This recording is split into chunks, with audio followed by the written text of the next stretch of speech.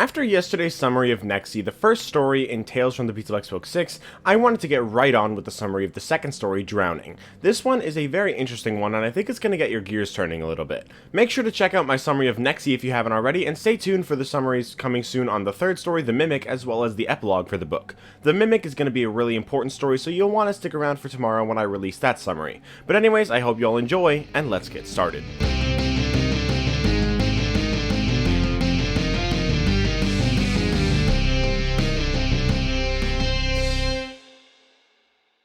Immediately jumping into the story, we have our first of many mysteries in the story, how to pronounce the main character's name. The name is spelled K-A-R-A, which can either be pronounced Kara or Kara. I'm used to it being pronounced Kara because I watched Supergirl and her name is Kara, so I googled it and apparently it can be pronounced either way. It's a book, so there's no telling which pronunciation is correct. And then writing that in the script led me down a rabbit hole, prompting me to discover for the first time in my nearly 16 years on this earth that the pronunciation of the word pronunciation is not pronunciation, it's pronunciation, which doesn't make any sense because it's literally derived from the word pronounce.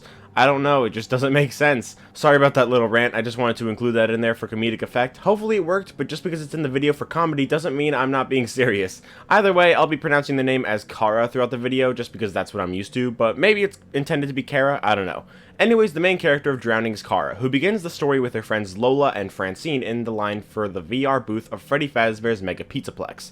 Kara was getting bored waiting in line for so long and asked if it was really worth it, and Lola said that her brother said it was one of the best VR experiences he'd ever been through, and that it also got 5-star reviews. Couldn't be better than that. Lola always planned everything out, which Kara didn't much like because she preferred to improvise rather than stick to a schedule. That didn't usually include waiting in line for 30 minutes. Their parents had gotten them full day passes as a reward for all their good grades, but Kara hated the way that they had to wait in line for so long just to go to each attraction. Kara only agreed to wait in line for her best friends.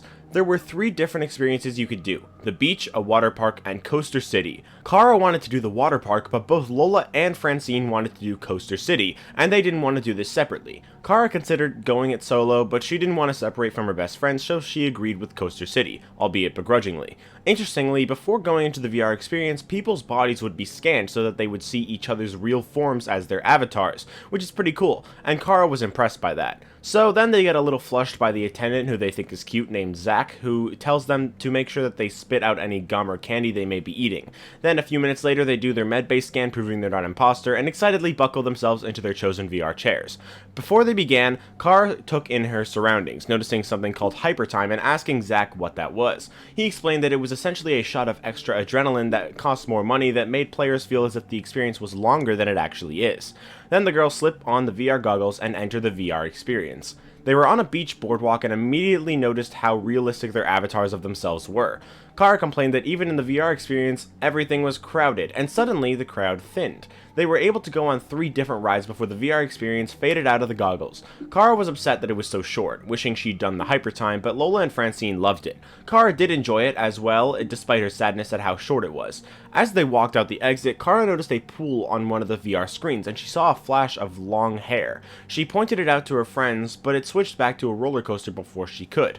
The girls didn't want to wait in line again, and Kara would have gone to the water park if it wasn't for such a long line, but oh well. For the next 2 hours, they did a bunch of different stuff that, much to Kara's disappointment, had been planned out by Lola. They didn't have long before Lola's brother would pick them up, so they decide to go to the arcade until he gets there. Kara looked over and saw Zach and the other attendants for the VR booth closing the line to the VR resort area. She tells the other 2 that she's going to the washroom, but she actually goes over to the resort to talk to Zach. She asks him if before he closes it for a bit, if he can show her how it works, especially the hypertime, and he says that that should be fine. So he brings her inside and he shows her all the controls and stuff and talks about how he needed to master all this stuff when he got the job.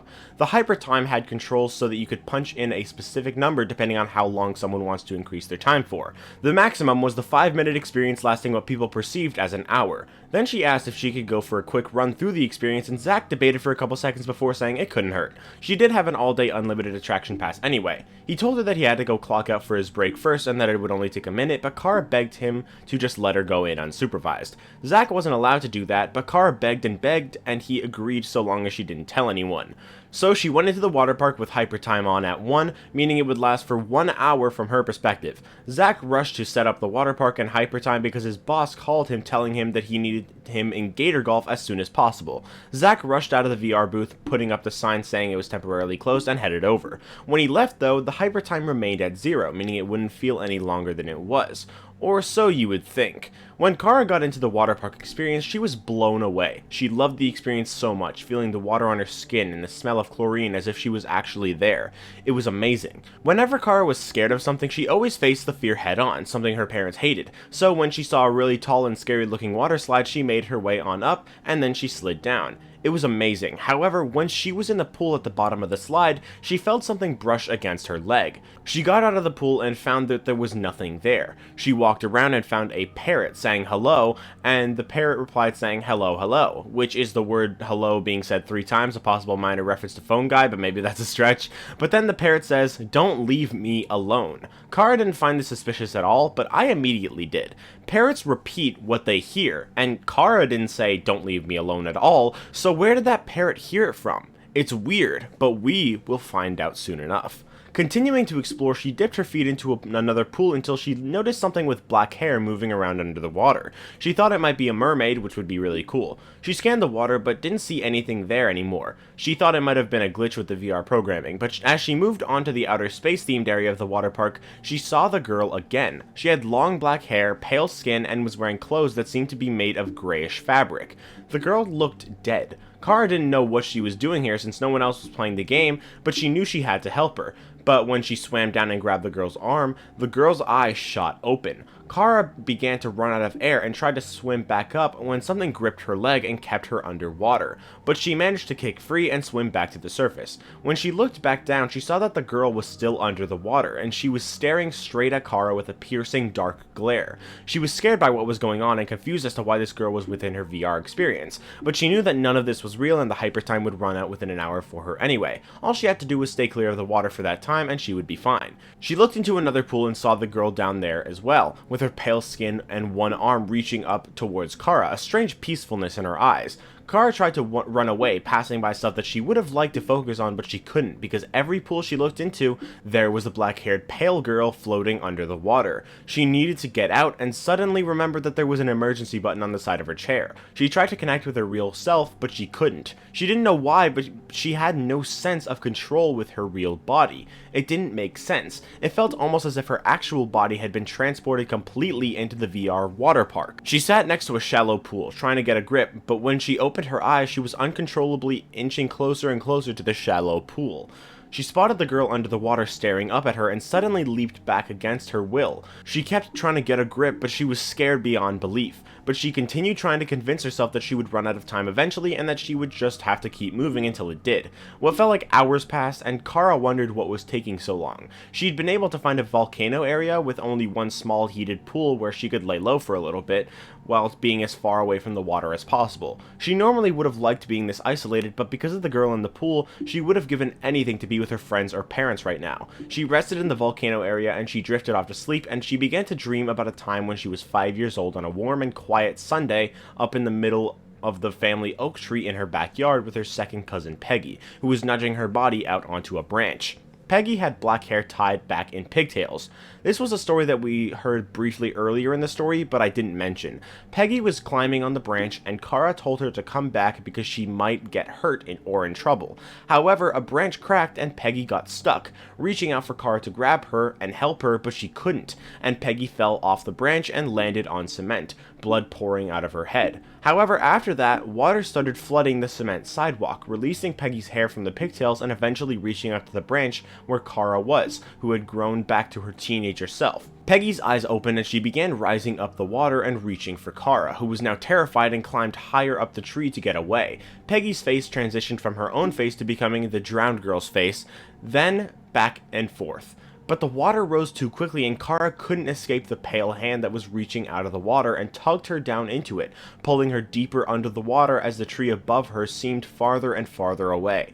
Kara woke up suddenly and saw the girl from the pool in front of her, causing her to stumble backward as far as possible. The girl had made her way half onto the cement, but now Kara got a closer look at her and saw smaller details about her. She no longer looked at peace, and she looked like her body was deteriorating with a few bare spots on her scalp, her hair twisted like vines on the pavement, discolored skin with green veins lining her face, pale lips and hands, tattered clothes, and black grime smearing her nails.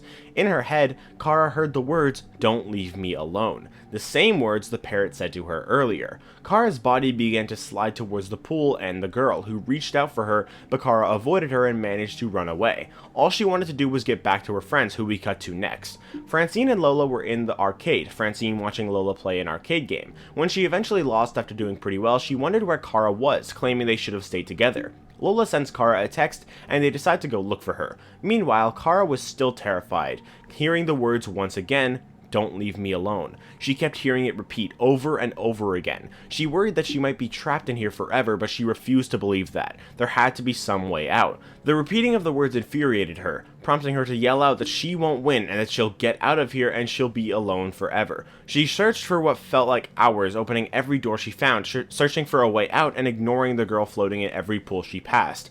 But eventually she found a door that seemed different from all the rest, with chipped and faded paint, a rusty and discolored handle, and a creepy vibe. She opened the door and it creaked loudly, but Kara found herself in the doorway of an old house. She didn't want to enter, but she did so begrudgingly. She stepped into a shallow puddle. The house was really old, so much so that her breaths created puffs of air, like when you exhale outside in the winter and pretend you're Superman. The house was dark and had worn wallpaper and candles on tables leading Kara's way. It looked really old and had objects all around that were torn apart and moldy. Suddenly, Kara heard the voice in her head say, "Kara, I need help. Help me." She couldn't tell whether it was the girl's voice or Peggy's. They were starting to sound the same to her. Kara was actually really scared for once. She debated whether she should turn and run away or go forward and help the girl. She thought of it like a video game. There was always a goal, like to save the princess or finish the maze without dying or collecting all the treasure. She thought maybe that's what she had to do here. Maybe if she helped the girl she could escape. Maybe she could go back home to the real world and be with her friends, and maybe even release herself of the guilt for failing to save Peggy. She walked down the hallway of the house, stepping through freezing cold water, and opened the first door to the right, a girl's bedroom with wet gray sheets, dark clothes, and stuffed animals, warped walls, a sagging ceiling, and a kid's paintings on the walls dripping with smeared paint. Kara could hear a music box playing broken music from somewhere in the room. The girl was nowhere to be seen in the room. There was a music box with a carousel horse inside, creating the broken music that she'd heard that had now gotten stuck on the same note. Kara closed the music box lid and turned to walk away. The lid opened back up and the music began to play again, so Kara exited the room and shut the door behind her. The next room she went into seemed like one for grown-ups, and she found a photo floating through the water. She picked it up and saw the picture was of a girl with black hair sitting with her two parents, the mom with black hair and dad with brown, but their faces had been rubbed with white. The picture looked like it was from another time period. Kara thought that maybe this was the girl's life before she somehow got trapped in this virtual world. Water began pouring out of the photo and the room creaked as the boards beneath her shifted. Kara dropped the photo and quickly stepped out of the room. She moved farther down the hallway and a staircase appeared ahead of her with water flowing down it, and the words "help me" seemed to come from up there. She headed up carefully and slowly until she realized the water was building and heading towards her. She rushed up the stairs, which seemed endless, until she made it up and rushed for a door that had glowing lights coming around the edges. The door wouldn't budge and the wave of water behind her crashed over her. She managed to open the door and fell inside what seemed like a bathroom, shutting the door behind her. The water slowly receded, but there was a bathtub that was overflowing, and inside the tub was the girl, under the flowing water. She grabbed the girl's arm and tried to pull her out of the tub, but the girl pulled her down. Kara told her to stop and tried to break free, but the girl was too strong, and Kara was pulled into the tub.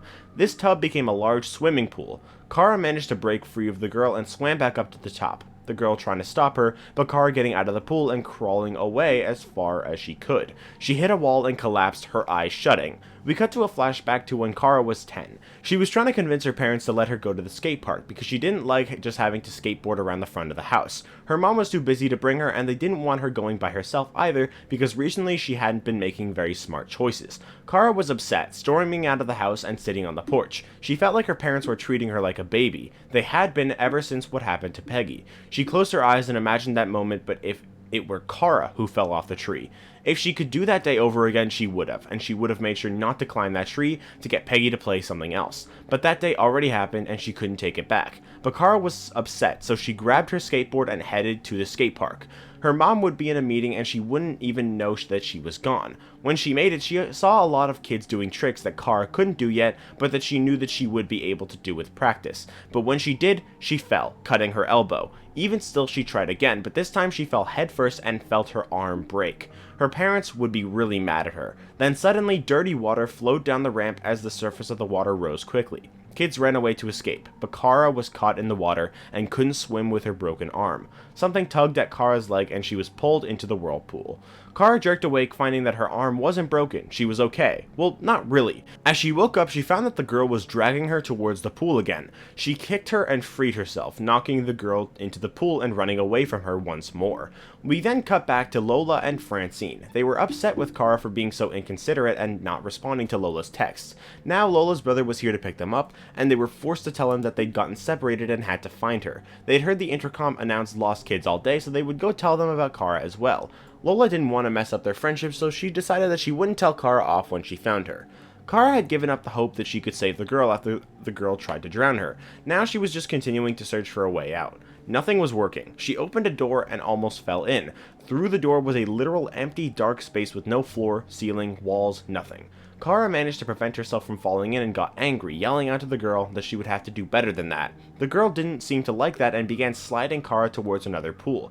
She managed to escape and went over to the next doorway where she found a mirror maze. Seeing herself for the first time in a while and almost not recognizing herself with her pale-ass face and messy hair, dark eyes sunken into her face, and chapped lips. She then stepped into a puddle and realized that water below her was slowly rising. Looking back at the door she came through, she found that it had disappeared, meaning the only way out was through the maze. As she rushed through the maze, she saw an image flash over one of the mirrors. It was Lola and Francine at the Mega Pizzaplex, and it was playing for Kara as if it were a movie. Lola was playing an arcade game, and the girls were agreeing with each other that they were having more fun without Kara, hoping she got lost on her way to the bathroom. They wanted to ditch her forever, claiming it would make life much easier. They didn't seem to hear Kara as she hit the glass repeatedly and screamed for them to find Zack and get her out of the VR experience. Kara knew that they were her best friends and they weren't like this. The girl was just trying to trick her. The image on the mirror changed to her parents, with her mom considering grounding her and forbidding her from doing anything because now that she's 15, it's hard to refuse her requests all the time. Kara yelled her apologies and promises that she wouldn't argue or do anything dangerous anymore, banging on the mirror, but nothing worked. She stepped back and the girl in the water stared at her from the mirror as she continued to float under the water. She heard the words again, "Kara, don't leave me alone." As the water rose, Kara realized that she could just swim up, but at the top was a layer of glass. She managed to break it and climb up through the hole, cutting her hip on a cracked edge of glass, finding real pain. She escaped out of the pool and the girl poked her head out of the hole and stared at her as Kara gave her a dirty look and got up to walk away. It had felt like hours or even days had passed since she got into this VR experience. Eventually, she managed to find another door, hesitantly opening it to find a bunch of water slides and pools, but they were spaced apart a safe distance, so Kara decided that she could stay here for a little while at least. Most of the water slides were pretty simple, but Kara found one that seemed different from the rest, a really twisty one that came out of a ceiling. Kara thought maybe this slide could be a way out. She was desperate enough to try, so she did. She heard the girl again and looked down into the pool, seeing her there. She looked like she did when Kara first saw her, and she realized that the girl was pretty and reminded her of Peggy. She told the girl that she had to go home. The girl told her not to leave repeatedly, but Kara didn't listen. She began to climb, confident that she was going home. Cutting back over to Lola and Francine, they got the information desk to call for Kara, but after a few minutes she still hadn't come. After a while, they managed to find Zack and asked him if he'd seen Kara, and he told them that he left her at the resort like 20 minutes ago and that he had to cover a quick break, but her game should have already been over by now. They asked what he meant when he said he left her at the resort. Meanwhile, Kara was climbing up the tubes. She'd gotten some nausea and slipped a little bit, but she managed to climb. She thought she was close to freedom, where she would never take things for granted again. She couldn't wait to be back with her friends and her parents. She looked down into the pool and the girl was there in a deeper, darker, scary voice saying, "Come to me, Kara." She saw the girl in the pool as if she was waiting for her. As she stared at the girl, Kara reached to climb further but missed, throwing her off balance and causing her to fall all the way down. Pain shot throughout her body and she found that her legs were broken. The girl, now in her creepy form again, pulled herself out of the pool and Kara's body began sliding towards it. She was helpless and in pain as her body was pulled into the pool. Cutting back to Francine, Lola, and Zach, they rush into the VR resort and Zach finds that the VR screen was static, which was odd, and then found that something wasn't set properly, so she was still in there. He shut it all off. Lola and Francine rushed to Kara saying they were worried about her, but Kara didn't respond. They took off the VR helmet and Kara had wide eyes, pale skin, and her lips were dry and parted. Francine had to will herself not to scream, and the story ends with Kara being brain dead. I'm gonna be honest, while this story was very interesting for the lore, I don't think it was entertaining as a story itself, or at least not that entertaining. It's not better than Nexi, and while not the worst Tale story, I think it definitely was one of the weaker ones, but that's just my opinion. I'm curious to know your thoughts in the comments down below. However, before we end the video, I think we should talk a bit about who the girl in the pool is. The consensus, which I agree with, is that the girl is Cassidy. Why? The drowned girl has black hair, which Cassidy is described as having in the fourth closet. Throughout the story, Kara is brought into places that connect to the girl's past, showing that she lived in an old house which is now rotting away, showing it's been quite a while. This girl and her family are seen in an old-looking picture wearing clothes that look like they were from a different time. The girl is from a different era, and she is also described as looking dead. However, the photos of the girl and her family also have color, meaning that since this wasn't very common until around the 60s and 70s, this girl lived in a time probably around or later than that, but it's safe to conclude that it wasn't any later than around the 1990s since the photos were described to look old. The story also portrays the girl in two different forms, one friendly and pretty girl and one seemingly angry and creepy and dark form. In her house are candles that are lit leading Kara's way, but then what do we see in Princess Quest? Candles leading our way, as well as the golden princess sometimes splitting up between herself and a dark form of herself. And who do we play as in Princess Quest? Cassidy. Kara even compares the VR experience to video games she's played in the past, where you do things like saving the princess, surviving a maze, collecting all the treasure, all of which we do in Princess Quest, especially Princess Quest 3. And finally, the whole plot of the story has the girl drowning in a pool. In Princess Quest 2, there's a scene that is very similar to the Old Man Consequences scene from Ultimate Custom Night, heavily implying that Cassidy is the one in that scene talking to Old Man Consequences. And in that scene, we see Cassidy going into a lake and drowning herself. The girl in drowning is absolutely Cassidy. But I also want to know your thoughts. Do you agree that the girl is Cassidy, or do you think it's someone else? What do you think about drowning as a story? Do you like it? Do you not? Let me know in the comments, and if you did enjoy this video, make sure to leave a like and subscribe if you want to, and stay tuned for the next video, which will be the summary of the Mimic. And I'll see you all then. I hope you all have a nice day. Bye, guys!